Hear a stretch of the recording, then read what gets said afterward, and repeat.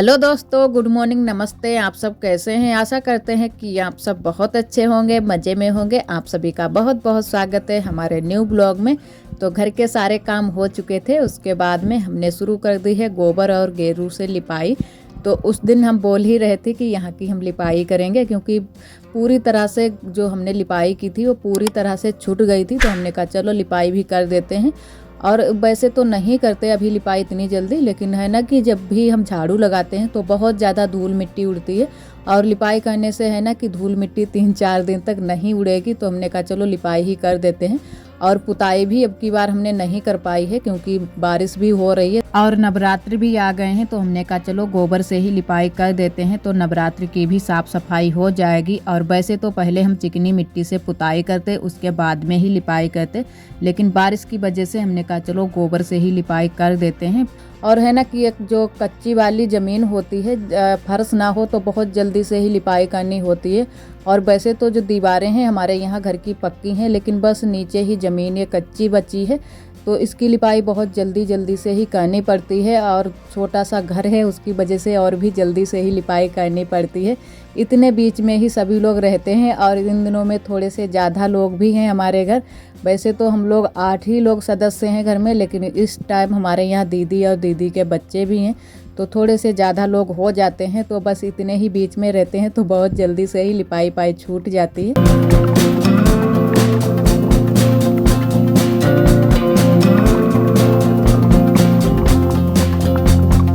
और इधर बाहर की लिपाई हो गई है, उसके बाद में आ गए हैं अब बरामदे में लिपाई करने के लिए। तो बरामदे की भी लिपाई हम करेंगे।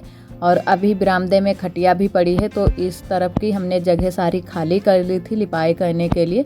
तो पहले हमने कहा इस तरफ की कर लेते हैं लिपाई, उसके बाद में जो खटिया है वो इस तरफ डालकर फिर इस तरफ की करेंगे, क्योंकि है ना कि बहुत सारा सामान भी हो जाता है। 2 खटिया भी बरामदे में पड़ी रहती हैं, तो एक खड़ी कर देते हैं, एक डाल लेते हैं। और इन दिनों में है ना कि दोनों खटिया पड़ी रहती हैं, तो वही सारी चीज़ें हटानी पड़ती हैं, तभी बरामदे की लिपाई हो पाती है। और आज थोड़ा सा अच्छे से लिपाई नहीं हो रही थी, क्योंकि जब हम चिकनी मिट्टी से पुताई कर लेते हैं उसके बाद में लिपाई करते हैं तो बहुत ही अच्छे से लिपाई होती है। और उतने अच्छे से लिपाई के ऊपर अगर लिपाई करो तो उतने अच्छे से नहीं हो पाती है। तो वही आज अच्छे से लिपाई नहीं हो रही थी, तो हमने कहा चलो साफ़ सफाई तो हो जाएगी और धूल मिट्टी भी नहीं उड़ेगी। वैसे तो बहुत ज़्यादा धूल मिट्टी भी उड़ रही थी, तो ऐसे ही लिपाई कर देंगे, धूल मिट्टी भी नहीं उड़ेगी। और यहाँ पर हमने ली है पॉलीथीन से ही लिपाई कर रहे हैं। और वैसे तो हाथ से लिपाई कर देते, क्योंकि इन दिनों में है ना कि बारिश होती रहती है, तो हाथ से लिपाई करो तो और भी अच्छी रहती है। लेकिन फिर हाथ से लिपाई करते हुए बन ही नहीं रहा था, तो हमने कहा चलो पॉलीथीन से ही लिपाई कर देते हैं, थोड़ी बहुत झुकियाँ भी बन जाएंगी।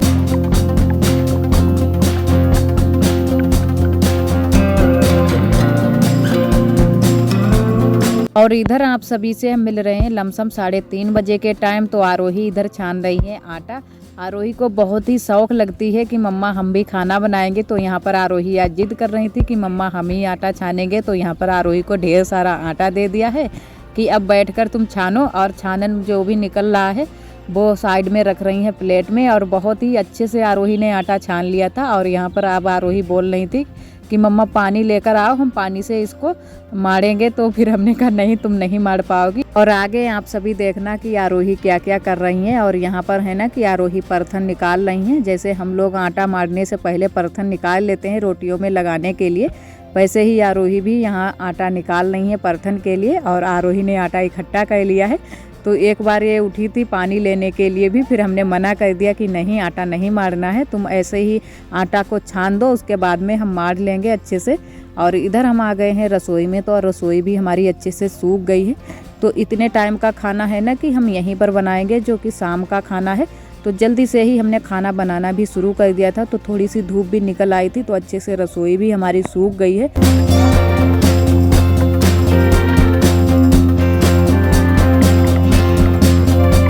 और आज सब्जी में बनाएंगे बाकला की छिया और आलू। तो दोनों को मिक्स करके ही बनाएंगे। तो दोनों को हमने उबलने के लिए रख दिया था।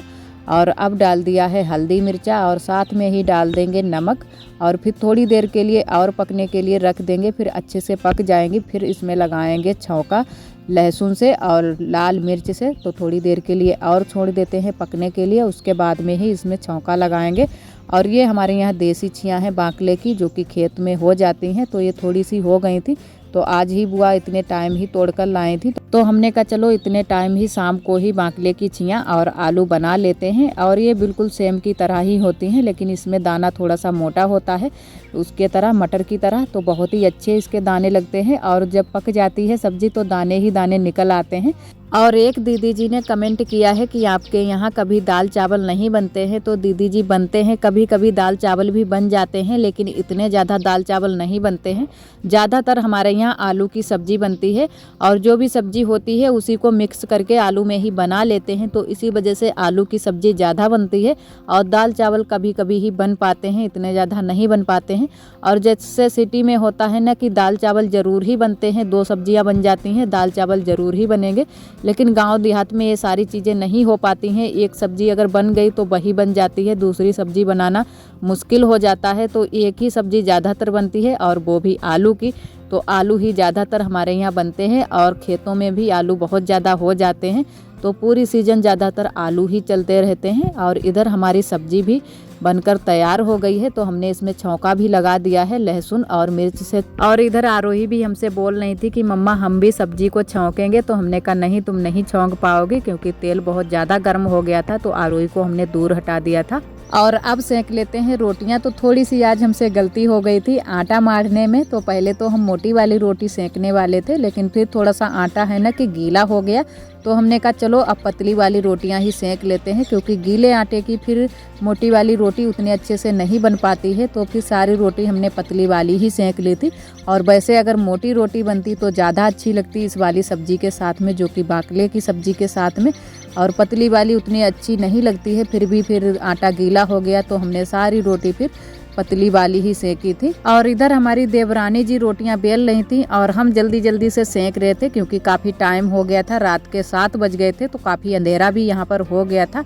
इन दिनों में लाइट भी बहुत कम आती है बारिश की वजह से। तो शाम का रसोई में खाना बनाना भी थोड़ा सा मुश्किल हो जाता है। तो हमने कहा चलो टार्च जलाकर रोटियां सेंक लेते हैं। और वैसे तो बहुत ही जल्दी से ही खाना बना लेते हैं शाम का, लेकिन आज थोड़ी सी देरी हो गई थी।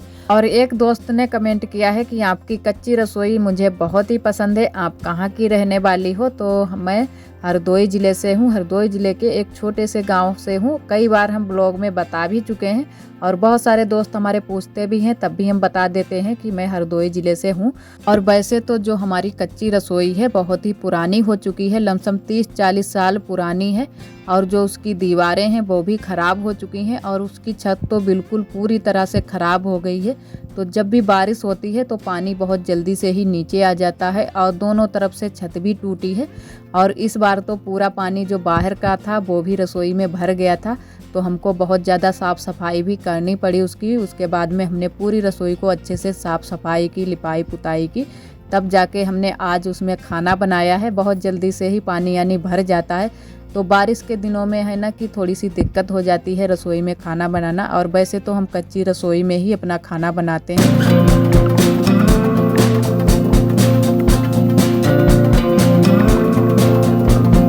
और इधर आप सभी से हम मिल रहे हैं दूसरे दिन सुबह के टाइम। तो सुबह का खाना हमारा बन चुका है, सारे लोगों ने खाना खा भी लिया है। तो आज सुबह से ही बारिश हो रही थी, तो सुबह से कोई भी ब्लॉग हमने शूट नहीं किया था। तो हमने कहा चलो अब बर्तन धुल लेते हैं, और कढ़ाई भी हमने साफ़ करके रख दी है। तो इन दिनों में है ना कि बारिश की वजह से जो बर्तन जो लोहे वाले होते हैं ना कि वो भी बहुत जल्दी से ही बेकार हो जाते हैं। तो आज हमने बहुत मेहनत की कढ़ाई को साफ़ करने में। और जब बर्तन गंदे होते हैं फिर दिखने में भी अच्छे नहीं लगते हैं। तो होली से ही हमारी कढ़ाई बहुत ज़्यादा गंदी हो गई थी। तो हमने कहा चलो आज इसको चमका ही देते हैं। तो आज हमने कढ़ाई को चमका दिया है, और कढ़ाई को साफ करके रख दिया है। और थोड़े से रह गए हैं बर्तन, तो इनको भी धुलकर रख देते हैं। उसके बाद में हम लगा देते हैं यहाँ पर पोंछा। और जब भी बारिश आरिश होती है तो इतने में ही हमारे यहाँ फर्श है, और बाकी की जो फर्श है कच्ची वाली है। तो बहुत ज़्यादा यहीं पर मिट्टी इट्टी आ जाती है चप्पल से। तो इसको भी बहुत जल्दी से ही साफ़ करना पड़ता है। तो अच्छी से साफ़ कर लेते हैं, उसके बाद में ही और बाकी के काम करेंगे। तो रसोई भी हमने अच्छे से साफ़ कर ली है और इधर भी साफ़ कर लेते हैं। और बहुत ज़्यादा मिट्टी हो जाती है, सुबह से 2-3 बार हम अच्छे से साफ़ कर चुके हैं, लेकिन फिर भी बहुत जल्दी से ही मिट्टी हो जाती है। और एक दोस्त ने कमेंट किया है जो कि वो पाकिस्तान से हैं, लेकिन हमें ये नहीं पता है कि वो भैया जी हैं या दीदी जी हैं। तो उन्होंने कमेंट किया है कि आपकी रसोई में पानी भर गया, हमें बहुत ही बुरा लगा, दोबारा से आपके साथ में ऐसा ना हो। तो आपका बहुत बहुत धन्यवाद। और एक दोस्त हमारे बहुत ही प्यारी प्यारी शायरी लिखते हैं, हमें बहुत ही अच्छा लगता है, आपका भी बहुत बहुत धन्यवाद। इसी तरह आप सब हमारे चैनल से जुड़े रहिएगा, अपना प्यार और सपोर्ट बनाए रखना।